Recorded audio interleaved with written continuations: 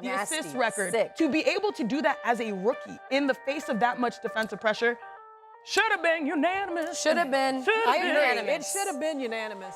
ESPN reporters went off on the anonymous voter who robbed Caitlin Clark of her deserved unanimous Rookie of the Year award. It is no hyperbole to say that Caitlin Clark put together one of the most legendary rookie seasons of all time. Expectations were at an all-time high after she announced that she would be taking her talents to the WNBA. Right away, there were a bunch of former players pumping the brakes and saying that she shouldn't just stroll on into the league and dominate. Caitlin quickly proved her doubters wrong as she piled up a list of unbelievable accomplishments. Many immediately felt that the WNBA should start writing her name on the Rookie of the Year award. But then, media narratives began to dominate the headlines, and certain former players started pushing Angel Reese in the Rookie of the Year conversation. And those narratives got in the way of history. Now, by the end of this video, you will see why everyone is calling out the single voter who snubbed Caitlin Clark. Even before Caitlin Clark stepped foot onto a WNBA court, it was clear that she was going to be special. She was coming off one of the most legendary college careers of all time and made a seamless transition to the WNBA. If you were a Caitlin Clark believer, well, you are on the right side of history. Not only has she lived up to the crazy high expectations, but she has surpassed them in many ways. That is why it was not surprising when Caitlin won the Rookie of the Year award. Caitlin Clark was named WNBA Rookie of the Year yesterday as announced by the league office. Clark received 67 of 68 votes as the Indiana Fever go back-to-back with her teammate Aaliyah Boston named Rookie of the Year just last season. What an incredible first year of historical proportions for Caitlin Clark. Caitlin will be the first one to tell you that she is not perfect. She famously started her WNBA career setting an unflattering record. She scored 20 points in her debut game, but during that game she also committed 10 turnovers, the most in a debut in WNBA history. The losses also piled up pretty quickly. However, one reason for the slow start has to be the tough schedule. Despite this, if you ask most fans, Caitlin never relinquished her lead on the Rookie of the Year award. However, there were plenty of media members and former WNBA players who tried their hardest to get Angel Reese into the conversation. Reese did her part as well as she reeled off 15 straight double-doubles to set a WNBA record. So there was some validity to back Angel for the Rookie of the Year. However, Caitlin put all of that talk to rest after the mid-season break. In Indiana's final 14 games, she averaged 23.1 points, 8.9 assists, and 5.4 rebounds. She also shot 43.5% from the field and 37% from beyond the arc. It was a foregone conclusion that Caitlin would win the Rookie of the Year. In fact, some even had her in the MVP conversations. Not only breaking rookie records, breaking league records, breaking franchise records. I mean, Andrea, she was phenomenal. That was the thing for me. It's not like she just broke records that were set by rookies. She broke records that were set by veterans in this league when they were double digits into their playing career. Caitlin Clark broke those records for me. After averaging 24 points, 8.5 assists, and 5.2 rebounds per game in August, Caitlin was named the Rookie of the Month for the third time, and August's Eastern Conference Player of the Month. And with this honor, Clark became the first rookie in WNBA history to earn the Player of the Month award. Now, with her 35 points, Caitlin Clark broke Simone Augustus's rookie scoring record on a night where the Fever scored 110 points in their win, which ties a franchise record. And Indy has now won 20 games, their most in a season since 2015. With one more win, though, they would have their most since 2012. On September 4th, the Fever beat the Los Angeles Sparks in a 93-86 win, with Clark posting 24 points, 10 rebounds, and 10 assists, marking her second career triple-double. During this game, she registered her 100th three-pointer made, making her the first to achieve it in a rookie season and the fastest player in WNBA history to do so. It took her just 34 games.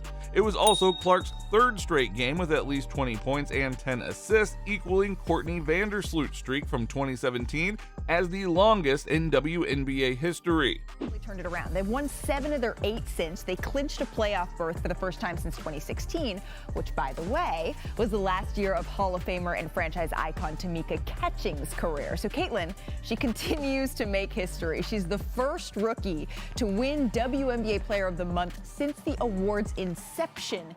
Along with the record for the most consecutive point assist double-doubles in a rookie season, the most double-doubles by a rookie guard, the first rookie to record a triple-double, the single-game leader in three-point field goals made by a rookie, and she is the youngest player to record a double-double with points and assists in back-to-back games. Those are just some of her accomplishments. She also has had some unbelievable moments this season. Incredible, but my favorite part about her rookie season was how her team started to gel around her and how her chemistry with her teammates grew more and more and more with every game. Her play was outstanding, but how she elevated her teammates was also so fun to watch. Hats off to Caitlin, should have been unanimous, but I'm just gonna stop there. Caitlin's playmaking has elevated her Fever teammates. As well, Aaliyah Boston was having the best season of her career and was named to the All-Star team. She also received the second most fan votes of any player. Caitlin and Aaliyah Boston became the first duo in Fever history to record 20-point double-doubles in the same game. Both of them were cooking the Mercury. However, that wasn't Caitlin's only accomplishment. She also had 7 first-quarter assists, which broke a franchise record. She now has the Fever record for both assists in a single quarter and assists in a single game. On top of that, Caitlin's other teammate, Kelsey Mitchell, also made the All-Star team. Having Caitlin on the team makes it so much easier for her teammates to play their roles. Besides, all they really have to do is hustle and make the right cuts, because Caitlin will find them thanks to her pinpoint passes and even a few unbelievable bounce passes that leave the defense confused. She basically did everything you could have wanted and then some. Despite that, she somehow didn't win the Unanimous Rookie of the Year award. Pick it up, Please. because she should have been a unanimous Rookie of the Year. And just for some historical context, a lot of time Rookie of the Year is typically unanimous or very close to it. Aaliyah Boston was unanimous. I believe Ryan Howard had about like 53 out of 56 votes. Right. Michaela Nyowere, I think, was about 47 of 49, so it's typically close. Now, when you are a superstar, you have to do more than win games. You have to generate views. That is part of the deal. And well, in that sense, she has exceeded expectations. Not only has she been rewriting history on the court, but she is changing the way the organization does business. Caitlin's highly anticipated WNBA regular season debut, perhaps unsurprisingly, broke ESPN's WNBA viewership record. Before this season, the WNBA had no game with more than 1 million viewers since 2008.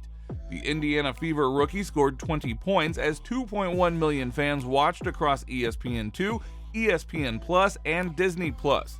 It was the most watched WNBA game on any ESPN platform in history. The Fever-Sun matchup peaked at 2.3 million viewers.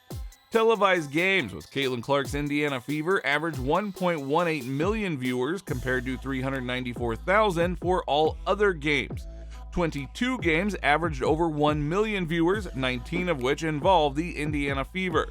The previous high had been in 1998 when 15 games averaged over 1 million viewers. The rating highlight of the season was the WNBA All-Star Game, in which the WNBA All-Stars defeated the U.S. Olympic team 117-109. The game aired live on ABC on July 20th and averaged a record 3.44 million viewers. By comparison, last season's All-Star Game, another primetime contest, averaged 850,000 viewers. The most watched regular season game was between the Indiana Fever and Chicago Sky, with first-year WNBA rivals Caitlin Clark and Angel Reese. With Chicago defeating Indiana 88-87, the game aired on ESPN on June 23rd and averaged 2.35 million, the most watched WNBA game in 23 seasons. The previous week, another Indiana-Chicago matchup on CBS averaged 2.25 million viewers. it doesn't make sense that anyone voted for anyone else other than Caitlin Clark. To me, and also coming off of Olympic break, Caitlin Clark separated herself. Yeah. She should have been unanimous. Now to celebrate her, one thing that people forget is as a rookie, she was the most blitzed player in the WNBA, and she still put up 19, 5, and 8 assists, breaking, like you said, the assist record. She is truly a once-in-a-generation type of player. Now, when you are that great, you need to be able to deal with your fair share of haters. And Caitlin had plenty of those throughout her season. Whether it was former players or current, she dealt with people throwing shade and elbows at her. In that sense, she must have known that some media members would continue to downplay her greatness as they had done all year. But still, you cannot deny how amazing she has truly been. Defensive pressure should have been unanimous. Should have been It should have been unanimous. And one of the things that sticks with me is, well, she was the first rookie to get a triple-double. Right. You think of the greats that came into this league that hadn't been able to really make that happen. It is not an exaggeration to say that Caitlin Clark has changed the WNBA for good. Her electrifying game has brought in more viewers to the women's game than ever before, and along with the views, the league has been flooded with new sponsorship deals and other business revenues. In just one short year, you could argue that Caitlin is the most impactful women's player of all time. Not only has she broken record after record on the court, but has changed the way the league operates. The WNBA has seen an increase in attendance, merchandise sales, and advertiser interest. On top of that, there has been an increase in social media posts and media coverage of league games, bolstering the league's growing popularity. So no wonder people are calling out the anonymous voter to be revealed. Half really set the tone for me, for her to be, and should have been, the unanimous Rookie of the Year. And it wasn't just one triple-double, she had 2 on the season. And this is why we would love for the WNBA to make voting not anonymous. Because if you were the person that had that one vote, you should just be able to stand on it, and we should know who you are. In the NBA, voting is not anonymous. But after seeing so much backlash, that anonymous voter must be praying hard that their name does not get revealed.